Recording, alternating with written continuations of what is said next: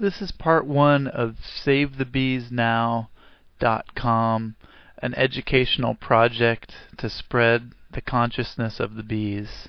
We're exploring here the importance of bees for everyone, and this really includes everyone in the world because our agricultural system is so dependent on the bees, and this phenomena that's going on worldwide where the bees are disappearing from their hives. And I set this on a backdrop of bees dancing on phacelia flowers, so you could have something cool to watch while we talk and explore this problem. Also, please spread the word about this by forwarding this video to all your friends. Hi, this is Joshua Parker, and I have a special guest with me, Philip Smith, who is a friend and beekeeper that I've known for quite a number of years. And I thank you for joining me, Philip, even though it's kind of late for you. I know you wake up with the bees early in the morning, so thanks for joining us. Thank you. And we're going to do a little introduction to a topic that's been coming up in the news a lot lately, which has people concerned and some people kind of thinking that the cell phones are killing the bees, and we're going to kind of talk about the reality of that. And so what do you think about the cell phones and the bees? Well, I've yet to read any substantial evidence regarding that. It's hearsay. I think it's you know how rumors start and misinformation starts, and sometimes it's unintentional and sometimes intentional. I don't know which category this is, but I certainly don't see any. Haven't been acquainted with any evidence. Yeah, we've both been reviewing this issue of what's called colony collapse among beekeepers, and for some time, and Philip much more than myself. But the bottom line is that there's something going on here, and there's definitely something to be concerned with, no matter what you think of bees, because these crops that we rely on are definitely going to be affected. And I feel that this whole thing with cell phone radiation and bees is disinformation for the real facts, and that there's some serious chemicals going on, that specific chemicals. And can you talk a little about the chemicals that you think were associated with the colonies that you've lost, and talk a little about what happened with your hives? Yeah, I mean, there's the bees have been assaulted by us human beekeepers and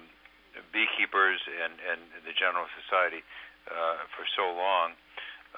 When I say beekeepers, I mean the people that are actually working with the bees, and not out of intentionally wanting to harm the bees, but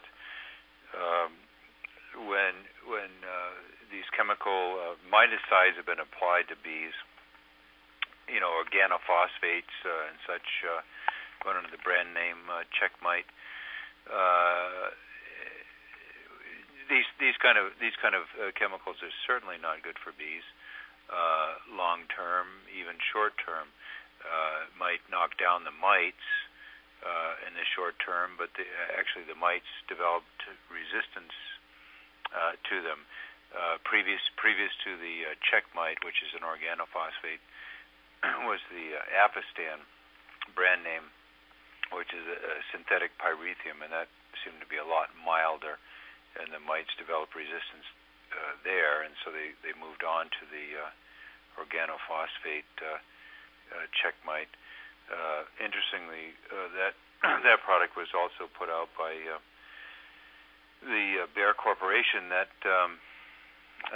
ends up being the generators and producers of what's called imidacloprid, which is a systemic insecticide in the neonicotinoid family. This isn't a chemical that just beekeepers are using. In fact, is this chemical in any products that beekeepers are using? Not that beekeepers are using it. It's one that is used widespread in the agribusiness. They're using on corn and cotton and soybeans and canola, sunflowers, apples, blueberries, melons, etc. Goes under multiple brand names. Yeah, I see a list here. Confidor, Merit, Admire, Legend, Bravado, Encore, Gaucho, Premise. Then there's another list of a similar family. Actara, Platinum, Helix, Cruiser, Adage, Meridian, Centric, Flagship, and then another family, Pristine, TriStar, Assail, Intruder, Adjust. It just, the list kind of goes on and on and on, and these are all part of that same family, right? Yeah, I one time I contacted one of the local extension agents, and he had mentioned there was 222 different brand names at the time. So it's quite extensive. There may be more at this point.